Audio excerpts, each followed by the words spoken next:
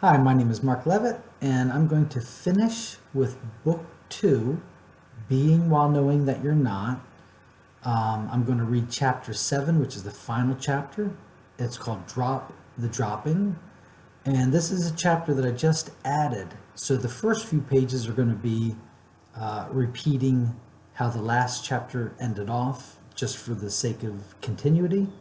So if you already read the last chapter, chapter 6, then the next about 4 or 5 pages will be redundant, but then after that, it's all going to be brand new material, except for one other page. All right, so I'm going to continue with chapter 7, Drop the Dropping. February of 2019 was when I hit rock bottom. As I said, it was anticlimactic, nothing exciting. I was just so low on energy that it got to the point that I was running on empty, and my wife had noticed, despite my best efforts to not let it be seen.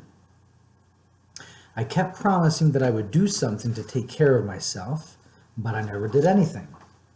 The truth is that I didn't know where to begin. Any movement of my mind would seem false right from the jump. So I was at a loss even if I wanted to do something. But it all came to a head one day when my wife accidentally painted our very large and high ceiling in off-white that came out as dark gray. The whole living room seemed to be under a very dark and gray menacing sky. We had to wait a day to paint over it, but that day, as I sat under that dark gray sky that was in my living room, I bottomed out. There is literally nothing to write about, no cool stories or insights that I received. I don't even really remember that day, as I just laid lifeless on my couch, being weighed down by the heavy gray sky that had sunk through my living room ceiling. The only reason that day is even significant is because when my wife came home from work, she rushed through the door, ran to my side, and begged me to tell her that I was okay. Her heart was so heavy all day just feeling the weight of my experience that she worried for my very being. So it was at that point that I realized it was not just about me, but how it affected the people around me. So I promised to make an appointment to see a doctor. I knew all a doctor would do was prescribe medication, and I've always been skeptical about the overprescription of antidepressants, but beggars can't be choosers, so with an attitude of total indifference, I took the antidepressants. I was not expecting anything or very much, but to my surprise, the effects were positive and virtually immediate. It was as if the missing spark that I was talking about was just a chemical in my brain, serotonin or whatever. Everything was the exact same, but this missing chemical was like the air that inflated the animal balloon. With air, you have a strong and virile animal formed from a balloon. And without the air, you just have a lifeless and shapeless empty piece of rubber. These pills were like the air in the animal balloon. Since these pills had an immediate effect, I stopped taking them almost immediately. Now that I felt fully inflated, I wanted to take care of myself on my own terms with my own understanding. I knew that I needed to throw myself off of a cliff.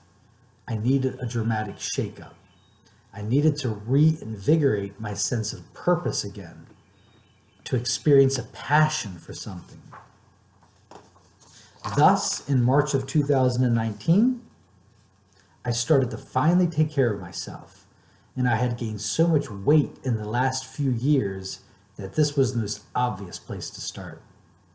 And it's funny because nature has a way of preparing us, and the last time I felt the spontaneous urge to get myself healthy, it turned out that I was unwittingly preparing my body for excursions into salvia space. And for those who don't know, Salvia divinorum is a legal entheogen that I explored 20 years ago. Sure enough, soon after I spontaneously decided to get my body healthy, the topic of another legal entheogen came to my attention. The magic mushroom had been getting a lot of positive attention from the medical community for its psychological benefits. Now this is the cliff that I was looking for to jump off of. This was the dramatic shakeup that I was looking for. So the following month, I arranged to travel to a locality where one could safely and legally procure some of these medicinal mushrooms, and I proceeded to eat them. And eat them all I did. I won't bore you with the details of my experience with these medicinal mushrooms, but I will tell you that this experience woke something up in me that goes way beyond the air and the animal balloons that I likened to the antidepressants. This was a genuine life shift. I spontaneously stopped drinking alcohol that day. And that's not even something that I ever even thought about. I just suddenly realized that I don't like alcohol, and yet I had been drinking every day. I ended up losing 100 pounds that year easily. No problem, no dieting, no rules, just a radical new relationship to food and probably everything else for that matter. My passion for music was back, and in fact, the emptiness that I previously felt while happily listening to music was only fully realized when this passion returned. What had happened was one day I was listening to the Black Keys and I was really enjoying it when I realized that the emptiness that was there a year ago had been filled with radiance and illumination. It was actually only then that I fully recognized the past presence of that deep emptiness that accompanied everything, including this wonderful album. It was as if I was listening to the same album, but without a muffling cloud. And this is where we pick up on the new stuff. But by far, the most valuable thing that came out of this transformative time was the insight that I received into my wife's needs as an individual. My wife is a caretaker by nature. She is the most nurturing, caring, and loving human that I've ever met, and all of her ambitions in life are centered on giving herself in service to others. The energy that sustains her being is based on her ability to help and support others, and anything that impedes her ability to help others becomes a block to her own energy. Either of us realized it at the time, but the more I surrendered to my path and lost my sense of self, the less I felt the need for anything. The more independently satiated I became, the less needed my wife felt. And this feeling of not being needed was understandably devastating for her as a natural caregiver. Little did she know how much I actually did need her, but since I felt no lack in life, the sense of no lack was understandably taken by my wife to be not needed. My wife had left me earlier because I was no longer a person for her. She complained that talking to me was like talking to the ocean. My love had grown so huge and unbounded throughout the day that none of the love felt personal for her. I had made her feel insignificant with my broad view of reality. She did not feel like the North Star of my world, and although she certainly was, I did not show it in my actions. I always saw my wife as my life partner, and that made it so easy for me to take her love and devotion for granted. I felt like we were the same unit, so if I ever felt like I didn't need her, it was only because I felt we were intrinsically bound. And to feel that I need her would be as silly as feeling the need for the eyes that you are already looking through right now. But all of this was only learned in hindsight, as my wife finally had the opportunity to serve as a caretaker for me now that I was at my lowest. It was wretchedly painful for my wife to read this last chapter because it rips her soul to know that she ever left me. My only wish is that the roles were reversed so that I could be the one that suffers from the pain that she feels whenever she is reminded of this most horrible time in her life. But she realizes that our new relationship that has arisen from the ashes of her demised 20-year marriage is now stronger, healthier, and more fulfilling than it was before the demise. And I will let my wife share her own story with whomever she decides to share it with, but she has had quite a transformative year for herself. She has recently had her own experiences that were eerily similar to my own, and she is not the same person that she was just a year ago.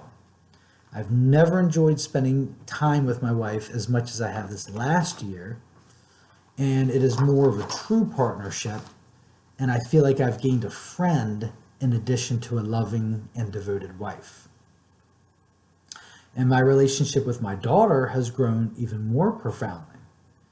It tears me up to think about the wise and strong person that she has turned out to be as a young adult. She wrote me a letter out of the blue a few years back that demonstrated to me the depth of her understanding and insight.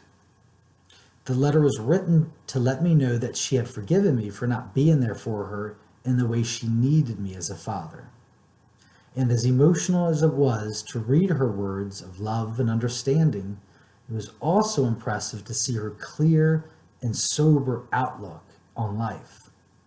While acknowledging the pain that I had caused her from my detached orientation to life, she also had the ability to recognize how she valued this detached orientation for herself, which she had inherited from me. I was impressed with her ability to simultaneously recognize the pain and the wisdom from the very same situation. My daughter is truly a mirror of myself. She takes after me in almost every way. My wife and I were recently very fortunate to have our daughter move back in with us for a year down here in the Tampa Bay area of Florida, while she started her own life complete with new pugs of her own. That year of living together as a family again gave us all a chance to heal and grow with each other into a stronger family unit where each of us has come to value each other in a way that acknowledges the particular strengths that are emphasized in each of us. Today, our daughter is a strong, compassionate artist who is also successful in a way that my wife and I never were, in the sense that she excels in her career and is in the process of buying her own home in St. Petersburg, Florida, which is just one bridge away from us. She comes over all the time for dinner and brings her pugs, but my wife and I just decided to follow her to St. Pete to start this new life that we have all found together. The sense of a new life that was sparked in March only expanded deeper and deeper every day, reaching a fever pitch on my 50th birthday in November of 2019. I was almost front row at the Black Keys concert, and this was the first band that I had seen that was big enough to play an arena since the Grateful Dead over 25 years ago. And when the lights went up after the show, I suddenly realized that I was so much stronger. My age and my experience had strengthened my very being. And this was palpable due to the contrast and experience I had when the lights at the end of the concert went up. I had been in this very same scene so many times before, and it is a very familiar scene, being at a large arena and having the lights go up after a high energy show and watching the audience slowly meander out of the arena and back to their cars. But this time, as I sat with the stage to my back and took in the familiar scene in front of me, it dawned on me that I was exactly the same person that I was over a quarter century ago, taking in the familiar scene from a Grateful Dead show. And I know it is far from revolutionary to point out that we are the same people, but hopefully stronger in the future. but that's not the gist of what I'm trying to get at. What I experienced was more of a contrast in similar experiences, and the very contrast itself demonstrated the dramatic increase in energy and vitality that was even more palpable upon this recognition. Bottom line was that on my 50th birthday, instead of feeling like I got a year older, I felt like I suddenly got 20 years younger. I felt closer to 30 than the 50 that I actually was. I knew that the latest cocoon phase had been in preparation for something, but I didn't know what. I felt like I was a sword that had been dipped in hot lava so that I could get hammered out and reshaped so that when I cooled, I would be transformed. And I'm more than happy to oblige reality in whatever it has in store for me. Just after my birthday, which was on the 11th of November, and just before my parents came to visit on Thanksgiving Day, I became overwhelmed with a feeling that the world was ending. Or perhaps just my world. But definitely a feeling that the world was either ending or perhaps already ended. And we just haven't gotten a hint yet. This takes me back to when I restarted this conversation about my feeling nostalgic about a world that appears. I felt a tenderness for everyone and a sentimental feeling of missing the world even while it still appears. A lot of people have told me that this experience of intense tenderness is my heart finally opening up after the enlightenment of the mind a decade earlier. Perhaps so, but my background in Zen and Dzogchen did not provide me with the language or the context for distinguishing before the mind and heart. I just see this, which has no parts or distinctions. But that does not mean that I do not acknowledge the qualitative difference between my experience now and prior to what others refer to as my heart opening up. I do feel like an entirely new being that is radiating with love like I've never experienced before, but it still feels like a natural extension of the enlightenment that I described in the first book. I realize there are countless traditions from a cross-section of various times and places that describe enlightenment. For myself, enlightenment was always about recognizing one's true nature. That was the appeal for myself. Throughout my life, I had always felt that there was something that I was missing, and I continually sought to complete myself. After the experience of enlightenment woke me up to my true nature as the I behind all eyes, I permanently lost the sense that things should ever be any different than what they actually are. Even in the darkest of times that my mind could ever create, I never lost sight of the fact that there was nothing ever wrong or imperfect about that necessary and useful darkness. My experience as aware space has always demonstrated that the fleeting appearances of happiness, sadness, ego, joy, identifying, peace, and other such content of aware space are merely activities or states that come and go. And rather than trying to hold on to or maintain any of these states, any of these particular states, I have found it best to allow them to come and go of their own accord. Enlightenment for me is not about any particular experience, but rather being the aware space for all experiences that should ever arise. As I said, though, I can't argue with the fact that there is a qualitative difference in my experience as aware space than there was before I integrated all of these growing pains into the totality of my experience. And it would only be natural that these integrations continue as long as aware space encompasses the human root. Although aware space is changeless and unmoving, the appearances within aware space are continually evolving. So, the totality of our experience is aware space encompassing our ever-evolving experiences. And this is an important dynamic to take note of.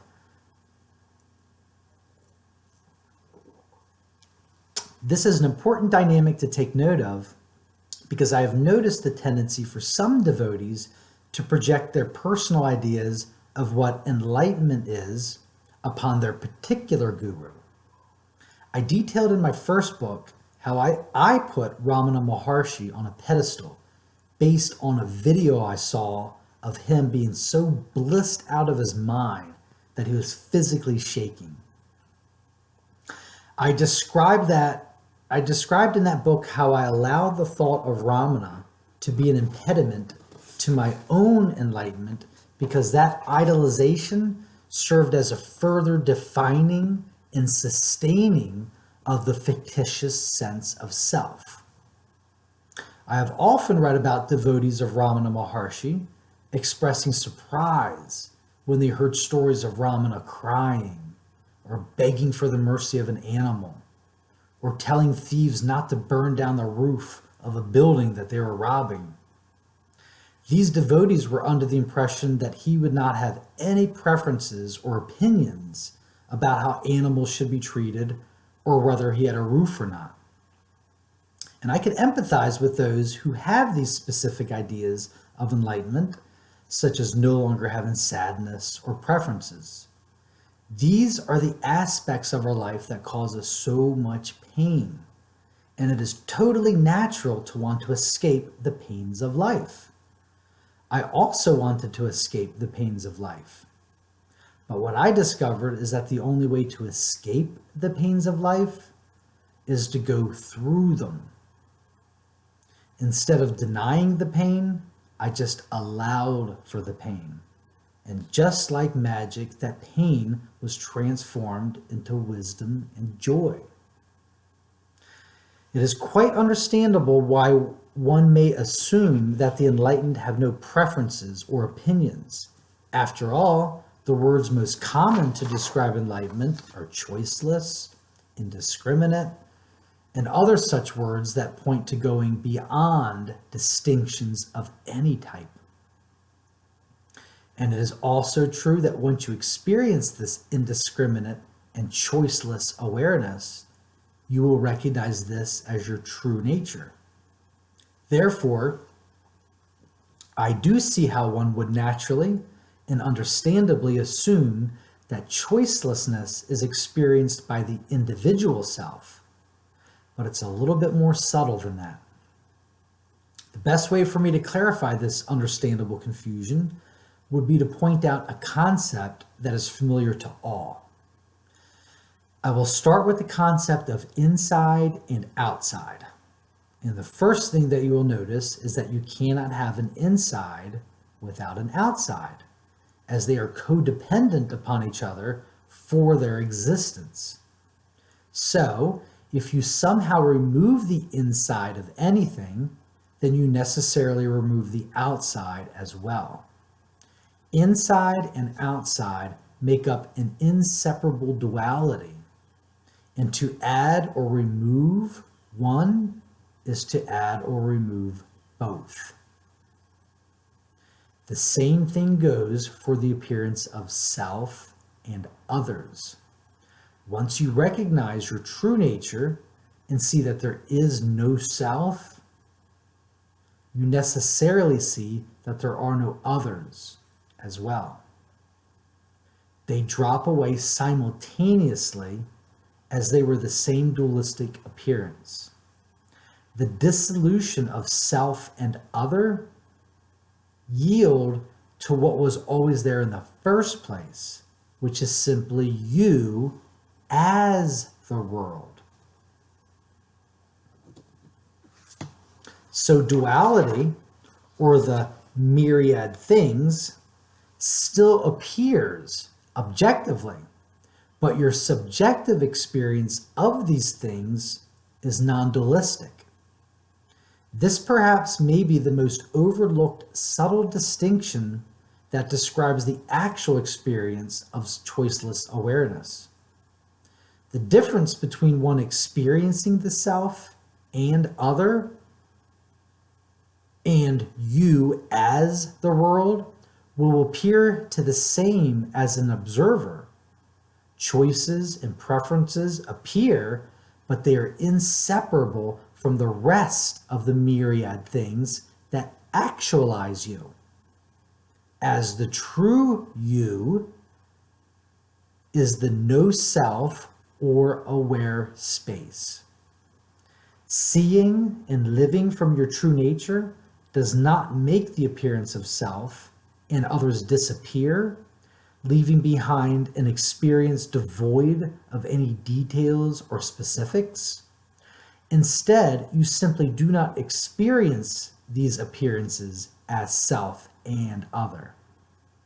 The faces and places that you know will not disappear into a puff of vapor once you see your true nature. Instead, you will see these faces and places as manifestations of your true nature, and as your true nature, they are perfect and not to be avoided or pursued. And likewise, the thoughts and preferences that you experience will not puff into vapor either once you see your true nature. The self and other are the very same duality. So just as the appearance of others will naturally arise, so does the appearance of a self. And just as the appearance of others are recognized to be the manifestations of your true nature, so is the appearance of self. So, the annihilation of the self and others does not make them disappear, but rather be seen for what they actually are, appearances in aware space. And living from aware space is what provides for the actual experience of choiceless awareness. While appearances of choice in others manifest in choiceless awareness, you are the space for them all, including every single choice and every single other. There is nothing that is not you, including the appearance of preferences or otherness. The thought that discovering your true nature will end the appearance of preferences or others is a natural thought to the individual, as the individual takes himself to be the doer of his actions.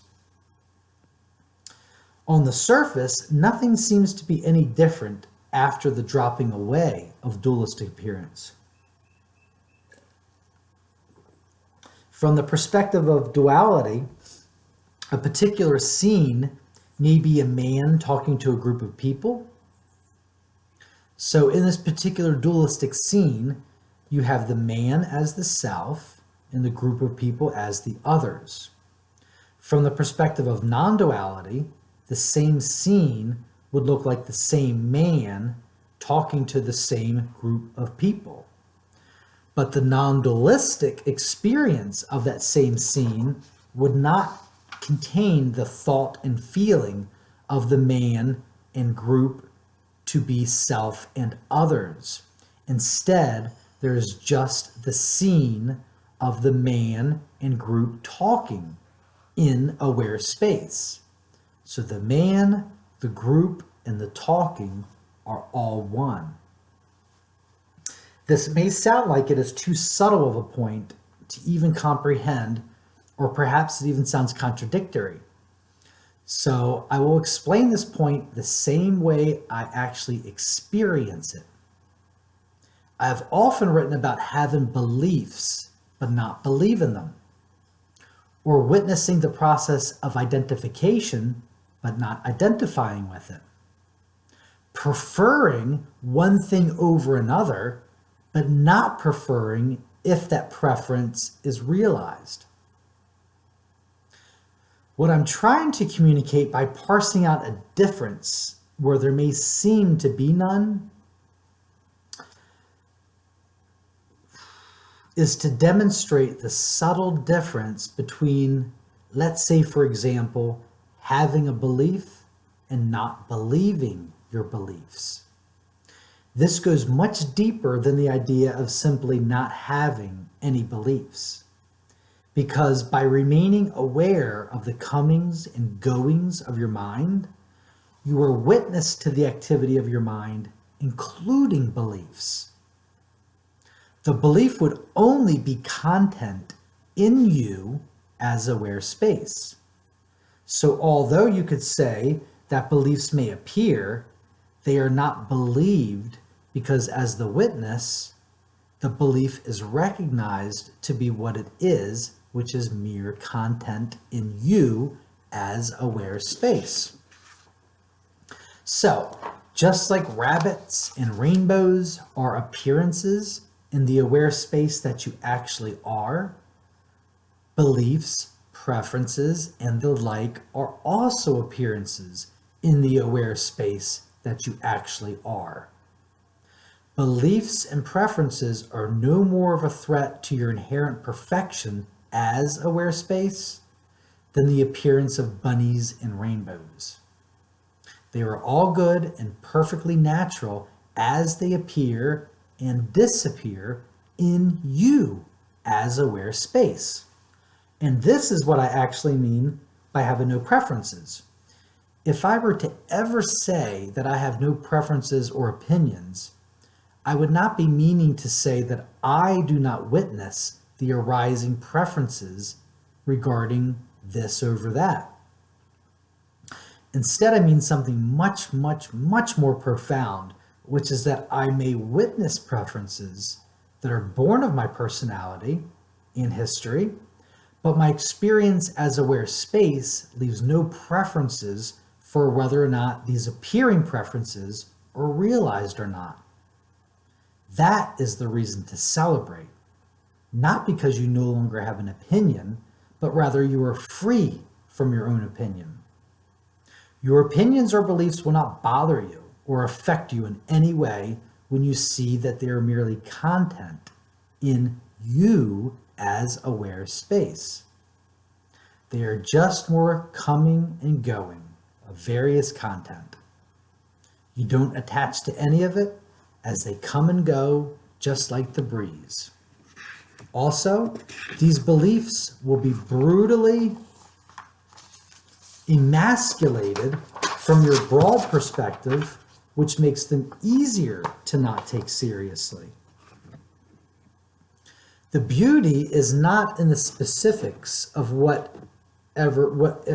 the beauty is not in the specifics of what contents happen to fill your imagination, but rather the freedom from being attracted to or struggling with that specific content. This only comes from a brand new relationship to life in which nothing is denied and it is recognized to be you. And to provide more clarity and understanding regarding the spirit of what I just said, I should add that if you do find yourself struggling, then simply do not struggle against that struggle, and it too will reveal itself to be illusory. You're always free, and you always have been. It's available to you now, and it will always be available to you. It is your birthright. It is your inherent nature. There is never a time that we can't just let it all drop.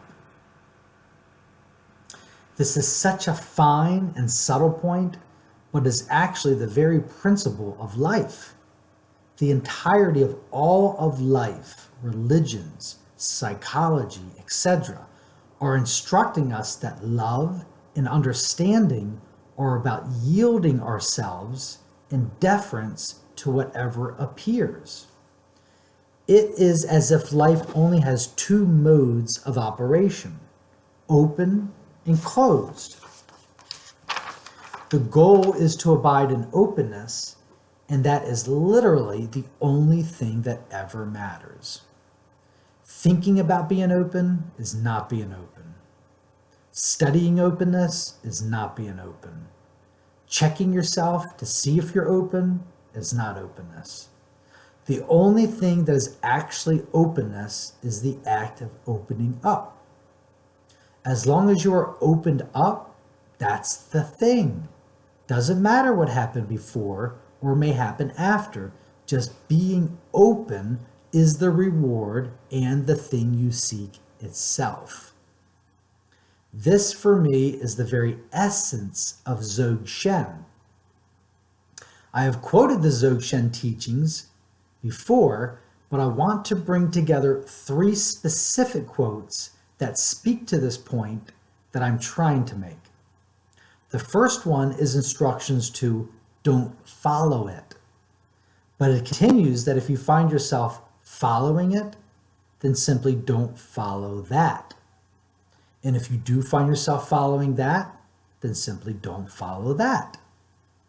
If you could just get that one point, then you are already free, because no matter whatever arises, then you just don't follow that, etc., etc. There is no use for books or teachers if you simply stop following your thoughts. Just drop it all, and you are already free at that very moment. There is no use for Buddhas when you learn to simply stop following your thoughts. That could be your only religion, and that would be enough. There is literally nothing more to all of this than simply dropping everything that comes up in your mind. And if you find yourself picking it up again, then just drop it again. And this point leads us to the next quote I used earlier, which is to remember when you remember. This teaching points to the same thing, and that the only thing you are capable of in your practice is to remember to not follow your thoughts whenever you are reminded. That's it. Step 1, establish presence and stillness. Step 2, repeat step 1 when reminded. That's it. This takes me to the last quote, which is, once you are on the path, if you get off the path and get back on the path, then you are never off the path. This is a deeper truth that is only recognized when you see that your practice of not following thoughts or abiding in stillness actually encompasses your entire life, including the times that you imagined you were off the path.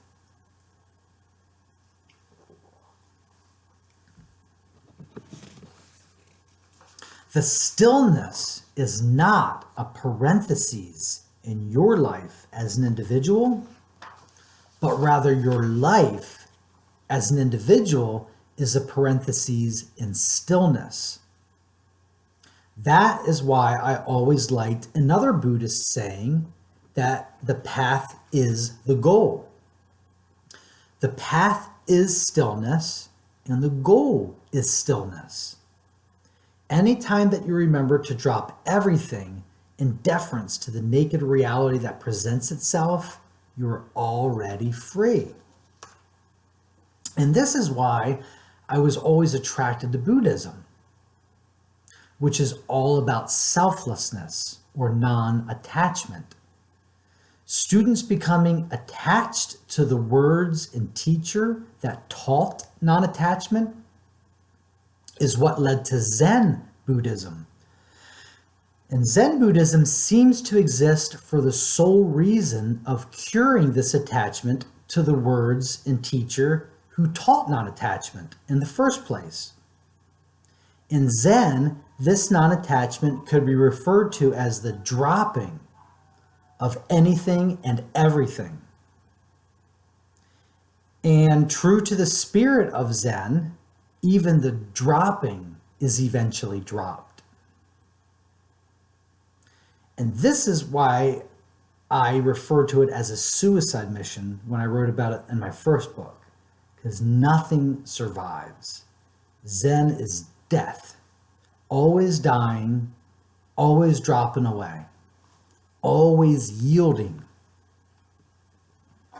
The essence of what I've been trying to communicate for the last couple pages reminded me of why I wrote the original letter describing the experience of enlightenment. The chapter of the first book, which I described this experience, was an edited version of a letter that I directed to 3 specific people on a discussion forum. The reason that I directed that letter to those specific people rather than the whole group was because each of them said something previously that indicated they had an experience that provided context for an understanding that they are the only one to exist. All 3 of them were struggling with their spiritual experiences at the time, as I was myself, which I wrote about in the chapter of book 1 called The Suicide Mission. But the point that I'm making is that the reason that I specified those specific people was because I believed that they had the touchstone for what it is that we on the human root refer to as enlightenment. And I wanted to let them know that they did indeed have the correct address for enlightenment already. They just had to trust it and cultivate it by remembering to remember when they remembered. I'm not sure why their experiences did not have the permanent effect that I experienced after the diamond division, where I saw that I was the eye behind all eyes. But all 3 of these people did have a similar experience where they saw that they were the only ones to exist, and that one exists as all of us, as individual beings. But for whatever reason, all 3 of their experiences left them seeking teachers in India or ancient scriptures to complete themselves. And the reason that I was so excited in that letter to tell them that this is it was because they already had a context for seeing that they were the only ones to exist. But they still had a thought that they had to seek something else to realize it. So my entire point of saying that this is literally and actually it was to point out that this aware space is the only one that they're trying to find again. Any spiritual seeking takes you away from that which you seek. Aware space is what you're looking for, but the activity you employ to transform aware space into seeking awareness, that obscures that which you are seeking in the first place. Aware space is what already is, just prior to thinking. So just remain still. Ta-da! I was also like my 3 friends who thought they needed a big experience to define or mark their enlightenment. But it wasn't long after the actual experience I saw that the true value was not in the momentary experience itself, but rather its permanent after effects. The sense of self and other yielding to a sense of you as the world is the true reward rather than a one-off experience. It is rewarding through painful and joyful times as they both serve the greater whole. But here is the good news that I do not hear often enough. An experience of enlightenment is not necessary for you to reap the same rewards. which are simply no longer seeking or denying life. This means no longer being attached to any thoughts, feelings, opinions, beliefs, preferences, choices, or any other mental activity that arise and fall in you as aware space. You could drop everything right now. That is Zen. Just drop it. Put it all down. And if you pick it back up, just drop it where you found it. Dropping is the magic, nothing else. There is only the dropping of everything as it appears until you just stop picking it up in the first place. But if you do pick it up, just allow it to drop on its own. It will. Whatever it is, it has no inherent substance, so it will drop on its own. Just allow for it.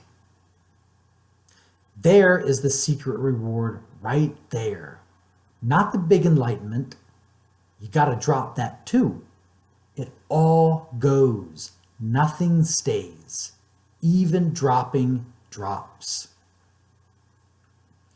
Actually, writing this book is the first time I even thought about enlightenment since the last time I wrote about it a decade ago. I do not even happen to like the word enlightenment, but I don't like a lot of the words that I used in this book, like spirituality or even manifestation. I know these words are bigger than the very limited way that I see them, and I know most see all of these words different than I do. But that is the inherent limitation in words. So here we are, using words to help other words.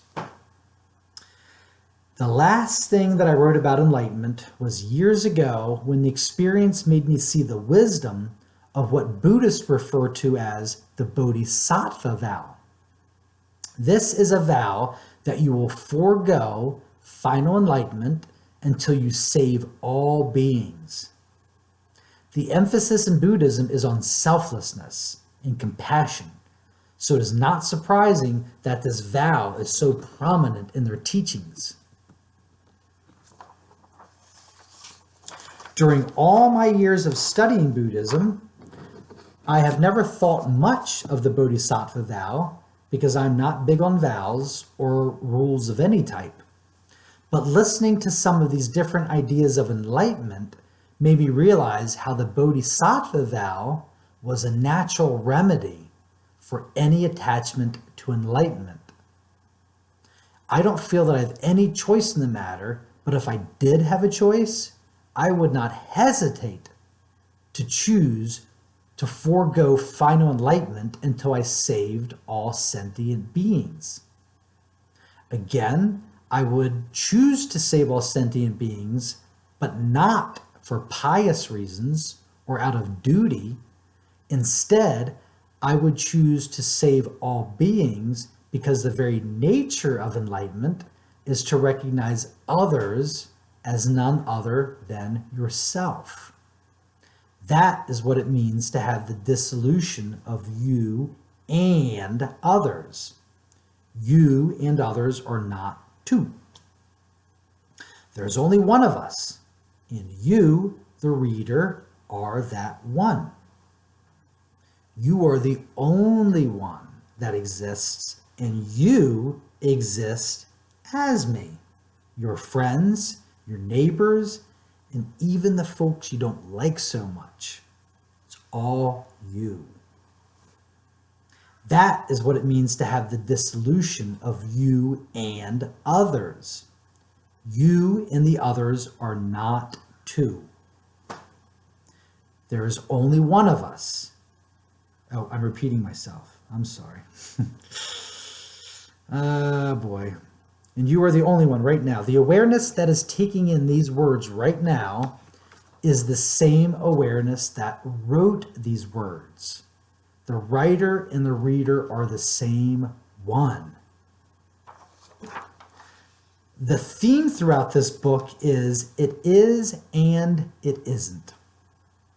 And with regards to enlightenment, you will find the same dynamic. On one hand, once you go through the Zen gates, you see that there were no gates to begin with, and this could never be unseen. Enlightenment is permanent and unchanging in the sense that once you recognize your true nature, you lose the sense of self and otherness.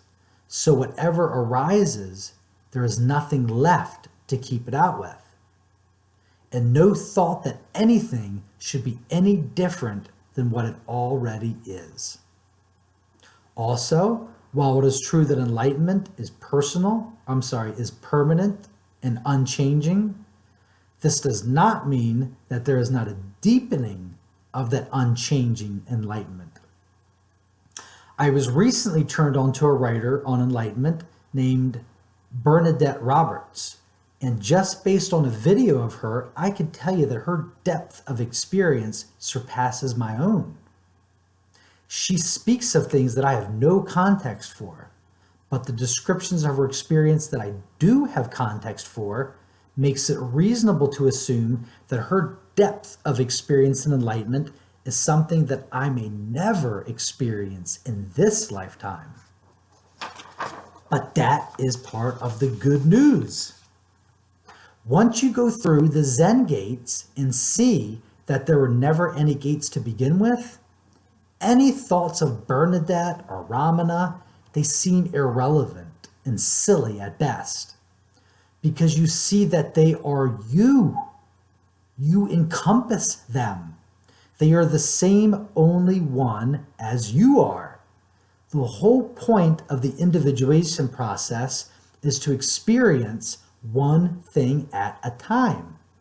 So trying to emulate other lives or even look up to other lives is missing the one that you're having right now. Those other lives are you as well, but this is the one that you happen to be experiencing right now. So love it as if it is your only life, because right now it is. Prior to recognizing my true nature, any thought of enlightened teachers reminded me of my incompleteness, and that lack of completeness brought about a seeking that took my attention away from the aware space that encompasses all of these appearances, including the enlightened teachers.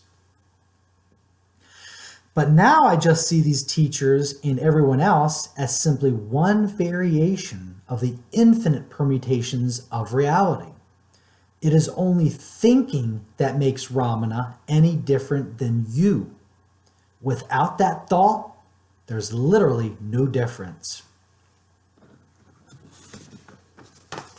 So, do I think enlightenment is the end? Well, it is, and it isn't. It is the end of misunderstanding your true nature, and consequently, the end of seeking and denying. But enlightenment itself is just the beginning as it deepens with the passage of time. The only limits past the Zen gates are in your imagination. So if you thought stories of Ramana Maharshi were impressive, wait until you find out about the Dzogchen masters who were so deep in their enlightenment that they simply vanished into a rainbow, leaving only fingernails and hair behind. Are these true stories? They are as true to me as any story I've ever heard about Ramana or anybody else. They are just stories and not my direct experience. It never mattered to me, as my inspiration for getting on the spiritual path was simply to find my true nature. I could care less about anything else except for living from this truth myself. So when I hear stories about any enlightened teacher being all saintly or Dzogchen masters vanishing into a rainbow, all I think is good for them. But all I ever wanted was just to discover my true nature. I realized that all of us got into spirituality for different reasons. And it's natural that we project our reasons for getting into spirituality onto others. But It's clear from the variety of enlightenment stories throughout various times and places that different emphases are expressed from different traditions. And I trust that we are all drawn to those teachings that are most appropriate for us, and the other teachings may not seem to make any sense at all. Or they may even contradict another teaching.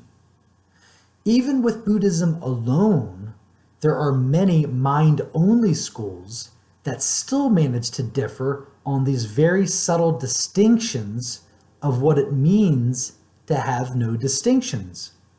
Ha.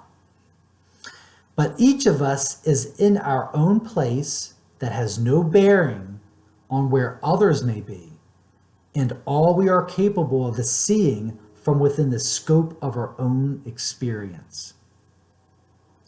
What I mean by that is that everything you see in the world is you. You appear as another in front of you. But make no mistake about it, that which you are looking at right now is nothing but you. You are the only one to exist, and everyone and everything that you have ever seen is you. That's all there is. In the first book of the trilogy, I described how I once saw in 360 degrees, revealing nothing behind me, and a screen directly in front of me. And everything that I'd ever thought to be the outside world turned out to be actually a mere appearance in that screen. Well, after 20 years of living as stillness for the appearances on the screen, my love for these appearances has swelled to an almost unbearable level. I find myself deliberately grounding due to the intense love that is flowing through me. When I look in front to see the world of appearances, I only see my true nature. The entire world is nothing other than aware space informing us as appearances. It is telling us its secrets. Every person and everything we see is nothing other than God appearing as the myriad things. Every word that comes to us is wisdom. Every being we meet is our teacher. When we are a student of life, everything and everyone is our teacher. When I look in front to see the world of appearances, I only see a mirror reflecting back the contents of my unconsciousness. If you want to see what is inside of you, or more accurately behind you, then just look in front of you. All of your unconsciousness is on display in front of you right now. Any aspect of the totality of your experience that you struggle with has no choice but to pop up right in front of you as an other. If you haven't surrendered, then it will surely be immensely difficult to face these darker aspects of yourself. Without a total surrender to life, we will only see those dark aspects out there in front of us in other people that we work with, that we live with, or that we draw into our scenes otherwise. But the truth is, there is no other. You are the other. As I outlined in the first book, it is only natural that you, as aware space, appear as a sense of self and other. And it is just as natural that this sense of self and other eventually yields to a dropping away of this sense of self and other. What is left after the dropping away is just this. So why would Ramana cry or complain at the poor treatment of animals if he saw that there was no self and no other? Why would he prefer to protect the animals if he saw through the self and the other?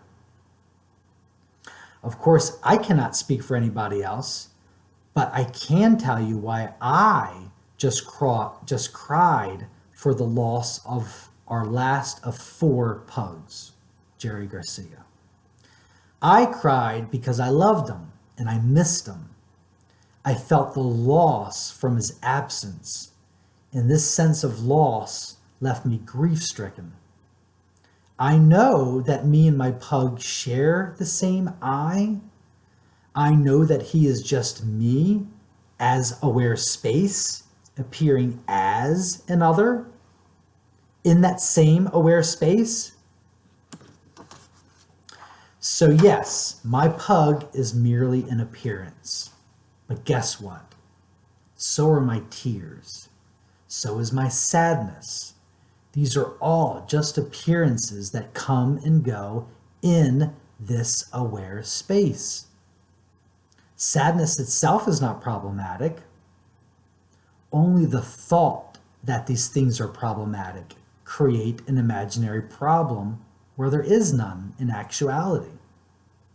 All that's really going on is that you are aware space imagining this and that. And you are either struggling with your imagination or you have surrendered to it. I know that there is no me and a pug and the sadness, but rather all one singular experience that exists simultaneously as a whole. As this. Because I experience reality as undivided, there is nothing but these appearances, which include my own reactions to them. I may observe preferences and reactions, but I can clearly see that these preferences and reactions arise on their own and disappear on their own, while never affecting your true nature as untouchable, unmovable, unchanging aware space. This is why the most important thing for me to share is not enlightenment, but rather surrendering. Enlightenment is an accident that happens while you are in the act of surrendering. But the act of surrendering is the reward itself. So my only advice would be to just practice surrendering, no matter what you find yourself doing. While you are meditating, surrender to the stillness. When you are talking, surrender to your partner. When you're experiencing discomfort, surrender to the cause of your discomfort. When you experience sadness, surrender to your loss. When you experience a struggle of any type, surrender to the tension of that struggle. Whenever you sense any type of lack or seeking, then surrender to the conditions that you find yourself in. Again, I've said this before, but it bears worth repeating that I'm not recommending that you surrender your life due to pious reasons or out of duty. Only surrender because you recognize that you have no choice anyways. Why struggle with reality as it actually is? The very moment that you surrender your life to what actually is, you are already free. This is it. You are already here, and there is nothing else. Now, enjoy yourself. The end. Thank you very much, and I'll see you for book 3. Bye-bye.